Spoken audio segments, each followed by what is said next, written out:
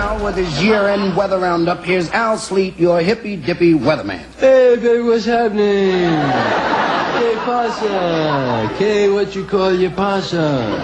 Well, it was really a big year in weather in 1971. We had a little bit of everything. The year started off real cold. For about 3 months, it was freezing, man. Then it started getting nice, real nice. And it got nicer and nicer until finally we had a long hot spell. Lasted right through the summer. Then all that nice weather. We couldn't get out of the show without at least mentioning George Carlin once, and one of the great things with Al Sleet, the hippie-dippy weatherman, was when he said, tonight's forecast, dark. After that, it all goes well. Happy birthday, Mr. Carlin. My God, in a nation like this, one can only imagine with what's happening right now politically, what kind of fun George Carlin would have talking about the Democrats and the Republicans.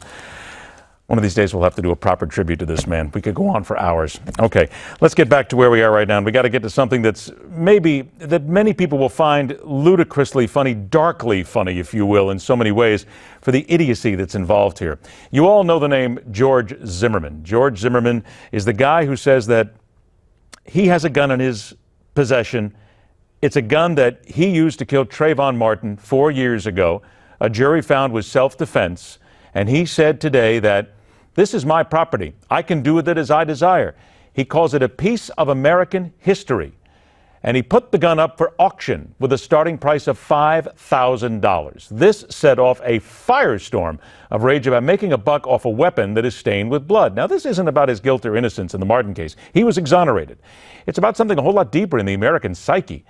And you can get in line right now at 1-877-NEWSMAX, 1-877-639-7629 to drop your dime on this and other things in mere moments, because we've got some things to talk about with the devoted anti-crime activist, founder of the Guardian Angels, and radio talker every weekday at 77 WABC Radio in New York City. Let's welcome Curtis Sliwa right back to the hard line. Curtis, pleasure to talk to you again. And the Zimmerman case sitting here, we're going to start out with this right now because, look, the man's right. He can do with it whatever he wants.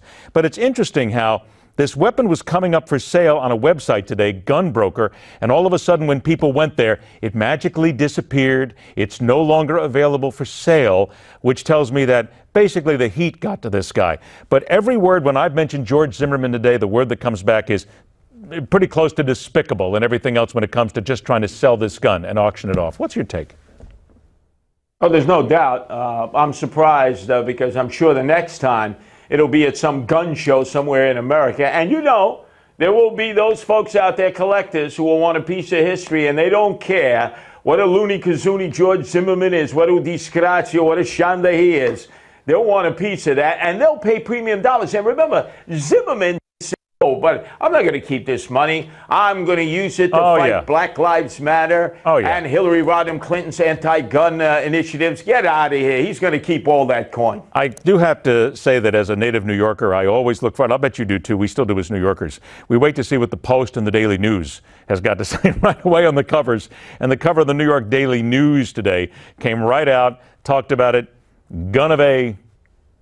The word sits there for everybody else to look at, selling that he's going to use this. But isn't that, though, Curtis, it says something about the people out there, because I think you touched on this.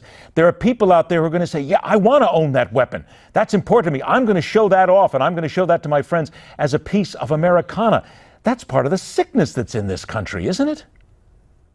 Or to have it as sort of a showcase at a cocktail party, you know, when you're eating those little dirty water hot dogs with the little toothpicks in it, and it becomes a conversational item. Yeah, no, you know, people will bid anything, anytime, any place to have a little slice of history. But in this case, Zimmerman is really pulling our chain and chewing our shorts. This guy has gone on a tear of proving to us that he really did have the furniture upstairs and rearranged in the wrong rooms, the way he lives his personal life. I'm surprised he's alive today with everything that occurred after Trayvon Martin that had nothing to do with race, nothing to do with the paralysis of this country, just his own dysfunction. Please go away, clown boy, Mr. Zimmerman. We don't need you in the society. The less we have of you, and please do us all a favor. Do not procreate. Let's go ahead and start right there. Curtis, let's get to something else here. Why not? Why not take that 9mm and do us a solid and go, okay, I'm not going to go there. I'm going to somebody can buy that gun. I'm going to let you go there because I know that that's just the kind of thing that would show up on the show. I'm letting you go that far. Then it'll be valuable, right? It'll be valuable. Yeah, it'll be valuable. Then it'll be worth even. Then it's worth even more money to people. You're exactly right. How about this? James Comey, the director of the FBI, he talks about cops being less aggressive, driving an alarming spike in what he calls in murders in many cities. And he says it's because of the viral video effect. And I have to be very honest with you. I know a lot of members of law enforcement, and I have had cops of all sizes, all shapes, sexes, colors, whatever ranks tell me that, yeah, there are cops out there right now who are afraid of doing their job because they're afraid a video is going to show up and a prosecuting attorney is going to rip them to shreds, and they're going to, even if they do it in line and they do it right to the numbers, that they're going to get caught and they're going to wind up in jail. Now, is that fair to them to be worried about it, or should we really just say, guys, this is what society has come to. The taping and the video is part of making sure that everybody does the job right?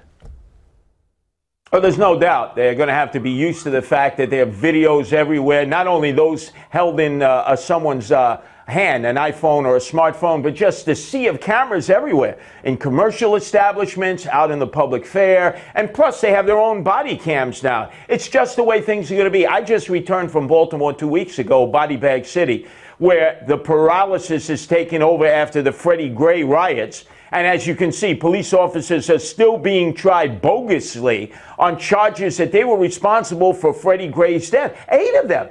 That's impossible. They came at all different intervals, at all different times, when he was, if you want to believe, given a rough ride to the precinct and then eventually perished. I would say a lot of cops have used that as a reason to take 1 step forward, 2 steps backwards, and not be as aggressive. But I still say, if you're going to put on that badge, that gun, if you're going to be the law and order guy or gal out there, you got to preemptively get into those criminals' faces and stop the problem before it takes place, and then you have to be reactive. Better to be proactive than reactive. Do you think that Comey's got it right? I mean, he's not really citing any statistics here, but do you think he's got it right? The cops are pulling back right now, and that is a reason why crime is rising in major cities? Oh, I've seen it. I have guardian angels in over 85 cities throughout the United States, big cities, small cities.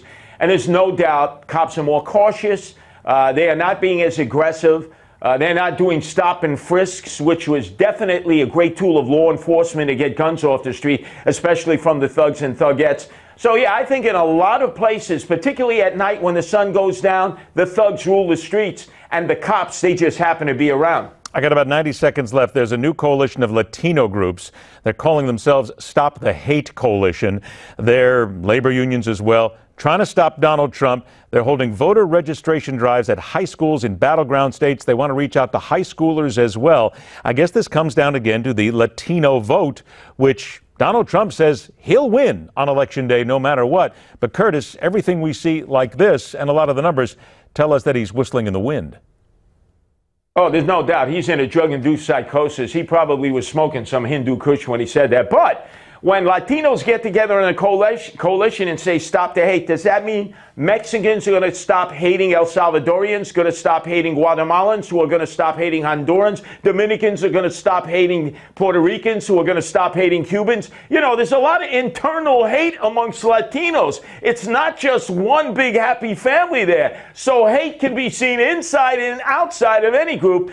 But with Donald Trump, really? You really think you're going to get the Latino vote? Oh, Madonna my, this guy's a real piece of work. By the way, I just want to point out that you use the phrase Hindu Kush, but you have no idea what that is. You just learned that someplace else, right? You don't really know what that is. No. I know. Our mayor here in New York City, Comrade Bill de Blasio, he likes to smoke that fatty with Hindu Kush on the back porch of Gracie Mansion. That's why he's always late for meetings. He's $1 short and a day late because he's a Hindu Kush guy.